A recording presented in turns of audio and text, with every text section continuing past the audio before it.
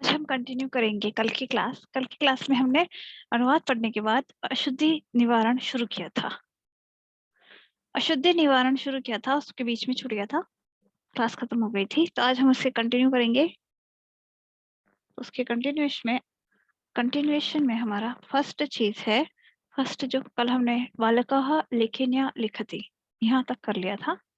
इसका था बालकः लेखन्या, यहाँ गलत है, यहाँ हम उससे लेखन्या करेंगे, ठीक है।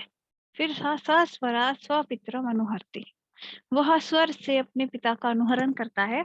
तो स्वर से जो अनुहरण है उसमें री धातु और क्री धातु के अंदर हम इसका प्रयोग करते हैं, इसका तृतीय विभक्ति का। तो यहाँ स्वरात की जगह स्वरेण होगा। यह परिवर्तन आएगा, यह अशुद्धि है। यहाँ पंचमी विभक्ति का प्रयोग न होकर तृतीय विभक्ति का प्रयोग होगा। फिर उभयतः नगरात नद्यो वहता, तो यह जो उभयता है, यह उभयता है, इसके संयोग में हम द्वितीय विभक्ति का प्रयोग करते हैं। हमने नियम पढ़ा था उभयतः सर्वतः अधिक उपरी उपरी अधो अध अद्यदि, इन सबके साथ में द्वितीय विभक्ति का प्रयोग होता है। लेकिन यहाँ क्या है, उभयतों के साथ में हमने पंचमी का प्रयोग किया है, तो उभयतों के साथ में पंचमी का प्रयोग नहीं होता है। यहाँ हमें नगरात के स्थान पर नगरम का प्रयोग करना है, ठीक है। द्वितीय विभक्ति का प्रयोग होता है उभयते के साथ में, इस वजह से। फिर नेक्स्ट है स्वार्थ लिप्ता जना धनेन मानम प्रति यच्छन्ति। अर्थ है कि स्वार्थ में लिप्त जो लोग हैं वह धन से मान को अधिक मानते हैं, धन से मान को बदल लेते हैं, मतलब धन को मान से अधिक मानते हैं। तो इसका जो है, इसमें जो है यहाँ तृतीय विभक्ति का प्रयोग नहीं होगा, यहाँ होगा पंचमी विभक्ति का प्रयोग, धनात्, ठीक है। क्योंकि जो ये प्रति उपसर्ग पूर्वक प्रति अच्छंती है, प्रति अच्छंती के जो ये प्रति अच्छंती और इनके संयोग के अंदर प्रति अच्छंती जायते प्रभवती उद्भवती उद्गच्छति उद्भवती निलीयते और प्रति अच्छति, इन सबके संयोग में पंचमी होती है। तो ये जो प्रति अच्छति है, इसके संयोग में पंचमी होगी। हमने नियम पढ़ा था, जब पढ़ा था तो हिमालय से गंगा का प्रभवन होता है, वो वाली एग्जाम्पल के टाइम, कि जायते प्रभवती उद्गच्छति उद्भवती नीलीयते और प्रति अच्छति, इन सबके साथ पंचमी का संयोग होता है। तो यहाँ इस वजह से धनेन की इस जगह पर धनात् होगा, क्योंकि धन में यहाँ पंचमी विभक्ति का प्रयोग होगा प्रति अच्छंती के योग के कारण। देन ये एक मिनट मैंने गलती से लिख दिया। नेक्स्ट है इदम तव कथनम ममोत्साह भृंशम अलम, ठीक है। इदम तव कथनम ममोत्साह भृंशम अलम। तो यहाँ क्या है, ममोत उत्साह भृंशम लिखा है, लेकिन अलम के साथ जब भी हम उपयोग करेंगे तो क्या करेंगे, उत्साह भृंशा है।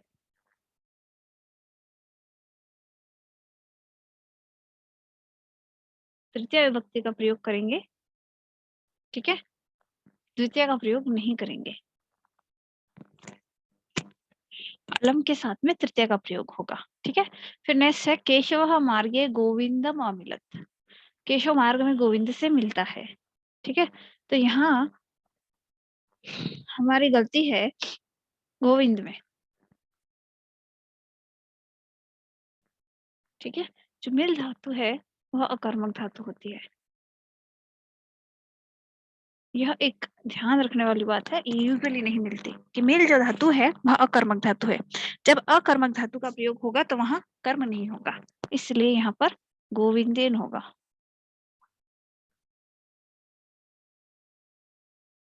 ठीक है। क्यों, क्योंकि मिल धातु अकर्मक है, इसलिए यहाँ कर्म नहीं होगा, इसलिए यहाँ द्वितीय का प्रयोग नहीं होगा। फिर आगे बढ़ते हैं।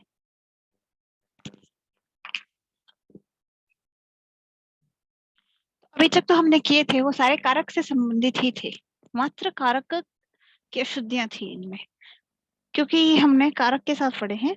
उसके बाद हम ऐसे पढ़ेंगे जिसमें लिंग वचन कारक तीनों में से किसी की भी अशुद्धि हो सकती है। ठीक है, तो उसमें लिंग वचन और कारक की अशुद्धियां पाई जाएंगी। इस तरह के कुछ और एग्जाम्पल्स हैं। तो सबसे पहले है गोपालो मम स्नेह पात्र। अब यहाँ पर हमें गोपालः मम स्नेह पात्रः, अब यहाँ कोई अशुद्धि दिखाई नहीं देती। क्यों? क्योंकि बिल्कुल सही लगता है, लेकिन यहाँ अशुद्धि है, लिंग से संबंधित अशुद्धि है। क्यों? क्योंकि जो पात्र है इस यह नपुंसक लिंग होता है और इसके शब्द रूप पात्रम, पात्रे, पात्राणि इस प्रकार से ही चलते हैं। जैसे ये मित्र हुआ, मित्र में हम अक्सर ये सोच लेते हैं कि मित्र पुल्लिंग चलेगा, लेकिन मित्र हमेशा नपुंसक लिंग चलता है। ऐसी कुछ चीजें ध्यान में रखनी होती है। पात्र, मित्र इस प्रकार के हमेशा नपुंसक लिंग में चलते हैं। ठीक है, फिर है भवान मम मित्रो असि, आप मेरे मित्र हैं। तो जो मित्र है यह नपुंसक लिंग होता है, लेकिन यहाँ क्या है? मित्र लिखा है, तो मित्र यहाँ नहीं आएगा। अभी आप ये पूछेंगे कि मित्र कैसे आया? जब भी हम यहाँ संधि हो रखी है, मित्र मित्र असि अगर लिखेंगे तो पीछे अ आने के कारण यहाँ अरुण अतो रोड़ा प्रदादा प्लुत से जो विसर्ग है उसको उत्त आदेश हो जाएगा और वो उ इस अ के साथ मिलकर ओ बन जाएगा, और इस ओ के कारण पूर्व रूप आदेश होने से यहाँ पर अवग्रह चिन्ह आ जाएगा। तब यह कंडीशन हमें प्राप्त होगी। ये तीन प्रक्रिया होने के बाद, यानी यहाँ मूल शब्द क्या था? मित्र था, तब ये कंडीशन हुई। लेकिन अगर हम यहाँ जहाँ जो मूल शब्द होना चाहिए वो लिखेंगे, मित्रम होगा जो कि, तो मित्रम लिखेंगे तो यहाँ आएगा मित्रम असि, तो यह मूल शब्द हो जाएगा। तो फिर यहाँ संधि होने के बाद ये हो जाएगा मित्रमसि। ठीक है, लेकिन खास तौर से यहाँ अशुद्धि क्या है? यहाँ मित्र के स्थान पर मित्रम आएगा। क्यों? क्योंकि मित्र के शब्द नपुंसक लिंग में चलते हैं। ठीक है, तो ये थी लिंग संबंधित कुछ अशुद्धियां। लिंग से संबंधित इस प्रकार की अशुद्धियां अक्सर मिल जाती हैं। ठीक है, उसके बाद आगे बढ़ते हैं। जटायु प्राणम तत्याज, जटायु प्राणम तत्याज। अब यहाँ क्या अशुद्धि है? तो यहाँ क्या लिखा है? जटायु बिल्कुल सही है, तत्याज बिल्कुल सही है। ये जो प्राणम है ना, यहाँ गलती है। क्योंकि कुछ शब्द ऐसे होते हैं जिनके शब्द रूप हमेशा बहुवचन में चलते हैं, और प्राण उनमें से एक है। प्राण कभी एक वचन या द्विवचन में नहीं हो सकते, वो हमेशा बहुवचन में होते हैं। इसके अतिरिक्त और क्या क्या होता है? तो दार, अक्षत, लाजा, असु, ये कुछ ऐसे शब्द हैं जो खूब सारा का संयोग होता है। अभी जैसे लाजा हुआ, तो लाजा कभी इकलौते लाजा कभी हम काम में लेते हैं? नहीं लेते ना।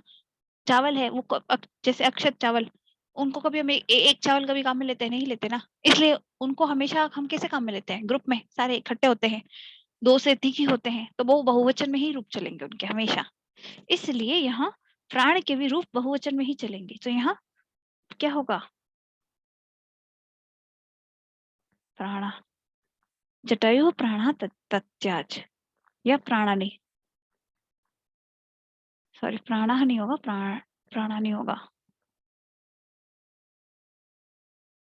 प्राणम प्राणे प्राणानि। ठीक है, तो देवो, फिर नेक्स्ट है देवो भ्रातु सह गृहम गतः। देव भाई के साथ घर जाता है, लेकिन यहाँ क्या है? सबसे बड़ी बात, यहाँ हमें क्या लेना है?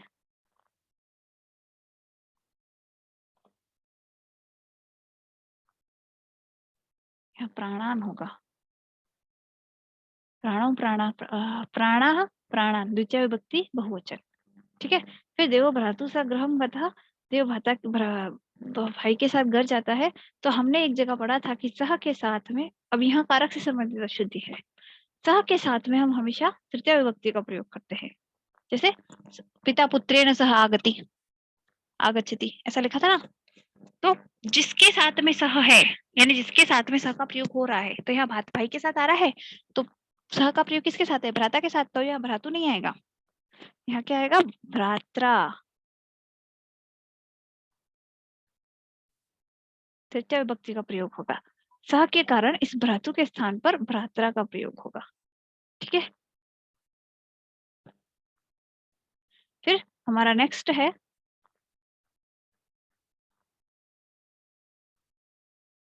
सह के साथ में हमेशा तृतीय विभक्ति का प्रयोग होगा। ठीक है, फिर किम ते तव दाराः भवन्ति, किम ते तव दाराः भवन्ति, तो क्यों वे सभी दार हो रहे हैं? तो यहाँ पर है क्या? दार शब्द बहुवचनांत है, तो अब क्या, लेकिन यहाँ ते जो है, अब यहाँ तो दारा है और यहाँ एक वचन है और यहाँ बहुवचन है, तो ये सब सही नहीं हो सकता, यहाँ वचन संबंधी अशुद्धि है। क्यों? क्योंकि ते और दारा एक ही पंक्ति को बोला है। जब एक ही चीज को हमने एक वचन और बहुवचन दोनों बुला दिया है तो उस सेंटेंस में तो गलती होगी ना। तो इस वजह से यहाँ इसको इसके हिसाब से चेंज करेंगे और ये हो जाएगा ते की बजाय सा। ठीक है, सा किम साता दारा भवन्ति। ठीक है, यहाँ एक वचन में परिवर्तित हो जाएगा।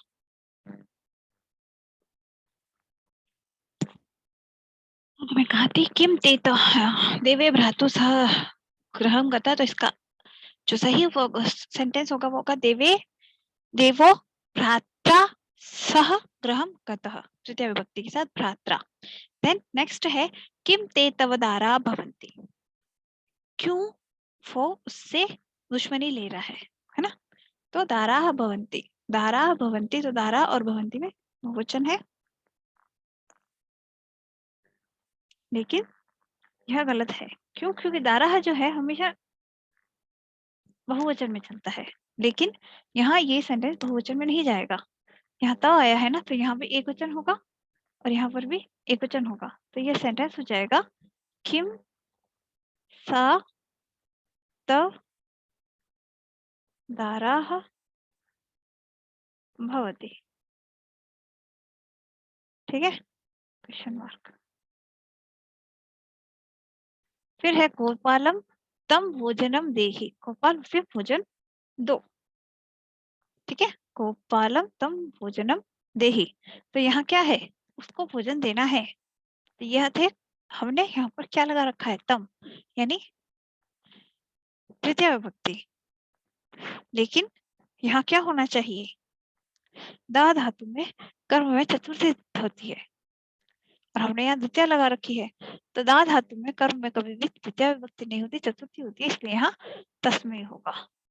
ठीक है, ये कुछ ऐसी धातुएं हैं जो ऐसा काम कराती है।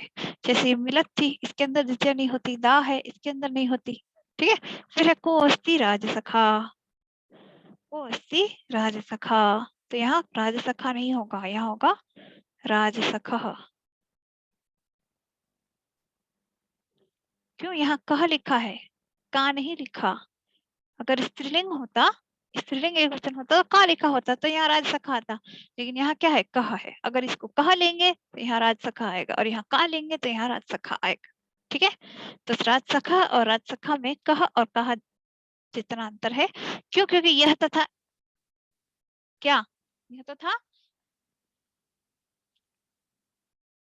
पुल्लिंग प्रथम पुरुष एक वचन और यह है स्त्रीलिंग एक पुरुष प्रथम पुरुष एक वचन। वैसे कैसे यह भी पुल्लिंग और स्त्रीलिंग का अंतर है। ठीक है, यह लिंग लिंग की अशुद्धि है। फिर है बालः चंद्रमा पश्यति, बालक चंद्रमा को देखता है। अब यहाँ क्या है, यहाँ यह है कि जो चंद्रमा है यह चंद्रमा नहीं होता, ये शब्द चंद्रमा नहीं होता। कैसे? जैसे मनस होता है वैसे के वैसे चंद्रमस भी एक हलंत शब्द है। तो जब हम इसकी चलाएंगे तो चंद्रमा कभी नहीं आएगा, तब क्या आएगा, चंद्रमस ही आएगा। इसलिए यहाँ पर चंद्रमस पश्यति, बालः चंद्रमस पश्यति। ठीक है, तो चंद्रमसम हो जाएगा, चंद्रमस अम चंद्रमसम, तो बालः चंद्रमसम पश्यति, चंद्रमाम नहीं होगा। ठीक है, फिर है मम सुहृदस्य गृहमिदम, मेरे सुहृदस्य है ना, मम सुहृदस्य गृहमिदम, ये मेरे सुहृद का घर है। तो यहाँ क्या होगा, यहाँ क्या मिस्टेक होगी, तो यहाँ मिस्टेक यह है कि यह घर उस मेरे सुहृद का है।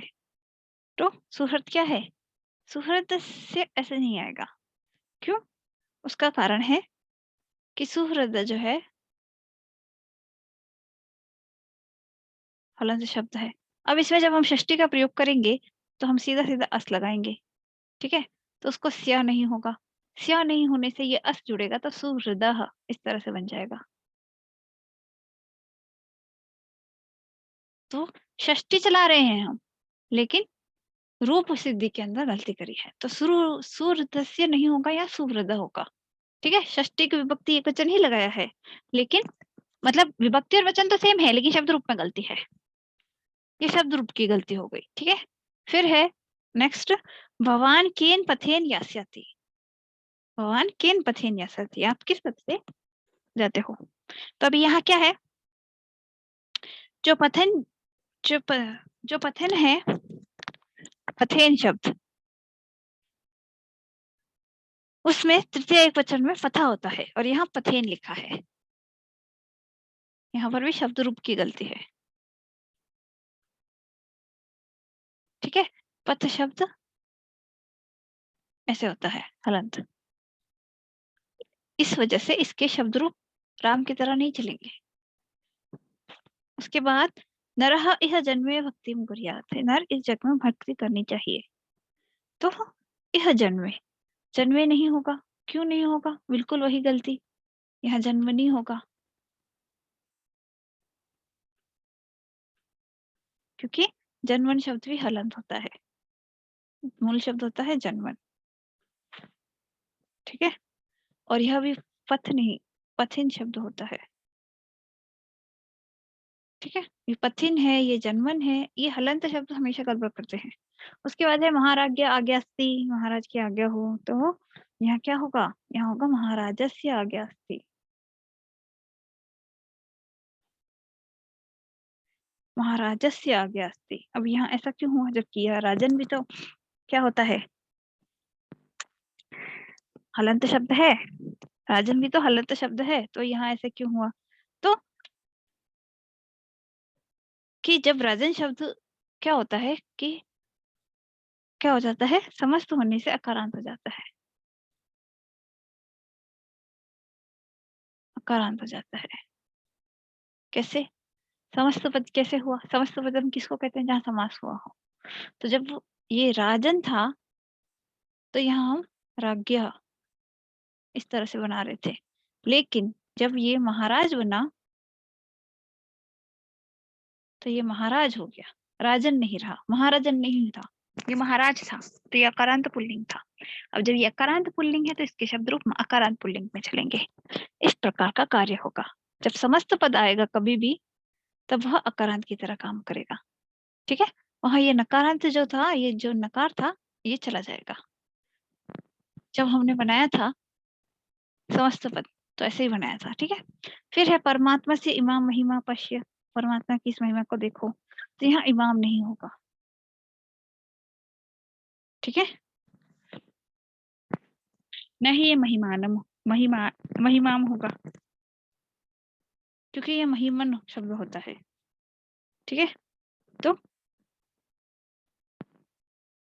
यहाँ होता है इमम, इमाम कोई शब्द नहीं होता। और दूसरा ये शब्द होता है महिमन, जब शब्द महिमन है तो जब हम इसका द्विवचन द्वितीय एक वचन करेंगे तो क्या बनेगा, तो इसका बनेगा महिमानम, ठीक है। तो ये बनेगा, अम होता है अम, तो महिमानम, महिमानम, इसकी उपधा को दीर्घ हो गया और अम पीछे जुड़ गया, तो हो गया महिमानम। तो यहाँ होगा इमम और यहाँ महिमाम की जगह होगा महिमानम, ठीक है, क्योंकि मूल शब्द होता है महिमा, महिमा नहीं होता, ठीक है। अब मम लक्ष्मी नास्ति, अब यहाँ एक फर्क है, यहाँ यह होता है कि हमने ये देखा था न्या प्रातिपाद हल ज्ञाप्यो न्या प्रातिपदिकयो, है ना। तो ये जो ये आप था ना, नहीं हल ज्ञाप्यो दीर्घा सुत्ती से पृथक अल, तो उसमें हलंत न्यंत और अबंत इसमें था, लेकिन जो लक्ष्मी शब्द है वो नी उपसर्ग प्रत्यय से नहीं बनता है, वह इससे नहीं बनता है नी प्रत्यय से, इस वजह से इसमें जो सु का स है उसका लोप नहीं होता, ठीक है, इसलिए उसके सु के सकार का लोप नहीं होता। अब जब वहां लोप नहीं होगा तो वहां विसर्ग का भी स्थिति होगी, इसलिए उसका जो प्रथम पुरुष एक वचन है वो लक्ष्मी इस तरह से बनेगा। इसलिए यहाँ लक्ष्मी आएगा, लक्ष्मी नहीं होगा, विसर्ग आएगा। लेकिन यूजुअली जब हम देखते हैं नारी वगैरह में, तो वहां नदी इत्यादि में तो उसमें आता है। वहां फर्क यही है कि जो नी उपसर्ग नी प्रत्यय लगने से बना है, नीम गीश नीन, इनमें से किसी प्रत्यय के लगने से बना है, या आप टाप डाप चाप, तो इन प्रत्ययों के किसे जो शब्द बने हैं और जो हलंत है उनके अंदर सुका जो सु प्रत्यय है, सुपों का सु प्रत्यय, उसके सकार का लोप होता है। हल ज्ञाबियो दीर्घात सुप्ति से प्रथम अल, इस सूत्र से। लेकिन जब वह इनमें से किसी प्रत्यय से बना ही नहीं है या हलंत नहीं है तो वहां नहीं होता है, इसलिए लक्ष्मी में विसर्ग होता है। ठीक है। अब है भवानस्य किम नाम, आपका नाम क्या है? तो ये जो भवत है ये हलंत होता है, इसलिए यह भवानस्य नहीं आएगा, यहाँ भवतः आएगा। क्यों? उसको स्या नहीं होता, उसमें अस जुड़ जाता है। भवत शब्द था, उसमें अस जुड़ गया तो भवतः बनेगा। ठीक है, तो यहाँ भवानस्य न आकर भवतः आएगा। फिर मम मने संदेह, अब यहाँ पर भी मने के अंदर वही बात है, मनसी आएगा। यहाँ पर क्या आएगा? मनसी। मनस शब्द था, नी प्रत्यय लगा तो ई जुड़ गया। अब मने कब होता? अगर अकारांत होता तो मने बनता। ठीक है। फिर नदी पथा नगरम गच्छ, नदी पथा, अब नदी पथा, नदी पथ से नगर की ओर जा रहे हैं तो यहाँ क्या होगा? नदी पथेन, तृतीय विभक्ति होगी, यह कारक की अशुद्धि है। फिर भूपत्यो आज्ञा नास्ती, भूपति की आज्ञा नहीं है तो यहाँ क्या होगा? यहाँ होगा भूपत्यो नहीं होगा, यहाँ भूपते होगा। और इसका कारण क्या है कि वहां भूपते हुआ? तो इसका कारण है पति शब्द में समास होने पर हरि के समान चल जाता है। ठीक है। लेकिन इसके अदरवाइज पति अलग चलता है तो यहाँ पत्यु होता। लेकिन जब उसमें समास हो गया तो समस्त पद के अंदर क्या होगा? फिर नॉर्मल नियम चलेंगे। अदरवाइज तो पति के रूप अलग चलते हैं, लेकिन समास होने के बाद उसका स्वरूप कैसा हो जाता है? नॉर्मल इकारांत पुल्लिंग की तरह। तो उसके फिर रूप नॉर्मल इकारांत पुल्लिंग की तरह चलेंगे, तो हरि की तरह चलने लगेंगे, तो यहाँ भूपते आ जाएगा। ठीक है। फिर नवमी कक्षायाम शतानी छात्रा, नवमी कक्षा में 100 छात्र हैं, तो जब छात्रा ये पुल्लिंग है तो ये हम नपुंसकलिंग क्यों चलाएंगे? तो यहाँ पुल्लिंग होगा तो शत हो जाएगा। ठीक है। तो ये थे हमारे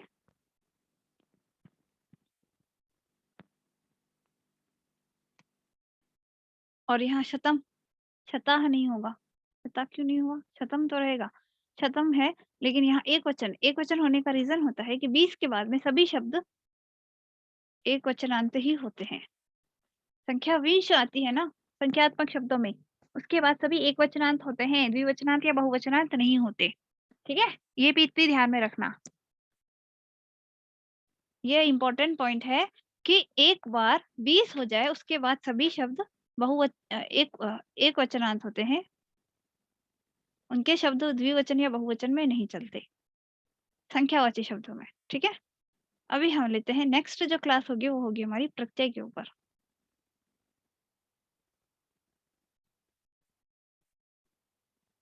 प्रत्यय को अगर हम देखें तो उसमें चीज है ये कि प्रत्यय होते हैं 2 प्रकार के। यूं अगर देखा जाए सुबह और तिंगों को छोड़ दें अगर हम, जो हमारे पद संज्ञा वाले हैं, सुप्तिंगंतम पदम,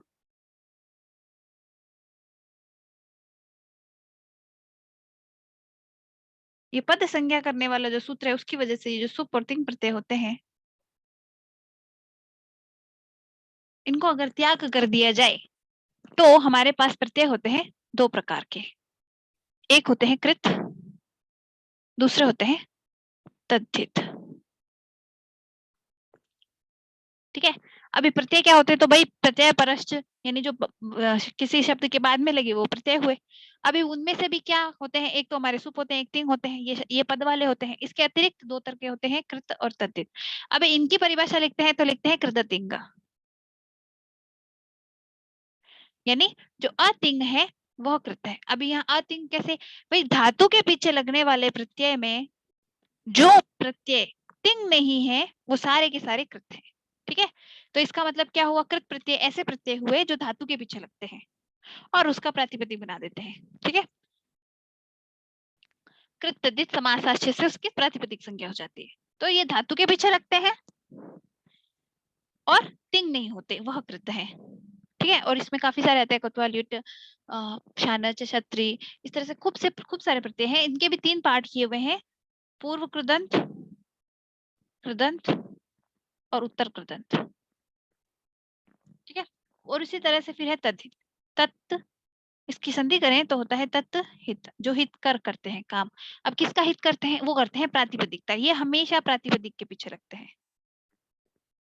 ठीक है, और प्रातिपदिक का अर्थ बदल देते हैं, कभी अपत्य अर्थ में, कभी किसी अर्थ में, कभी उसके नी आप वगैरह लगते हैं तो वो स्त्रीलिंग में बदल देते हैं। ठीक है, इस प्रकार से प्रातिपदिकों को जो बदलते हैं वो होते हैं तद्धित प्रत्यय है, और जो धातु के पीछे धातु को प्रातिपदिक में बदलते हैं वो होते हैं कृत प्रत्यय। ठीक है, और धातु के पीछे जो लगकर उसको पद बनाते हैं वो तिंग प्रत्यय, और जो प्रातिपदिक के पीछे लगकर उनका पद बनाते हैं वो सुप, और जो प्रातिपदिक के पीछे लगकर उनको प्रातिपदिक बनाते हैं वो तद्धित। ठीक है, इस प्रकार से ये हुआ प्रत्ययों का विषय विभाग। अब इसके बाद में अलग अलग प्रत्यय क्या है वो हम नेक्स्ट क्लास से पढ़ेंगे। ठीक है, तो आज की क्लास हम यही खत्म करते हैं। Good night.